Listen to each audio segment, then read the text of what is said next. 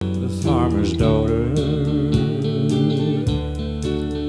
and will soon become my son-in-law today. Mama left 8 years ago, December. It was hard to find and be a dad and mama too, but somehow we made a home of this old farmhouse, and love was all my baby ever knew.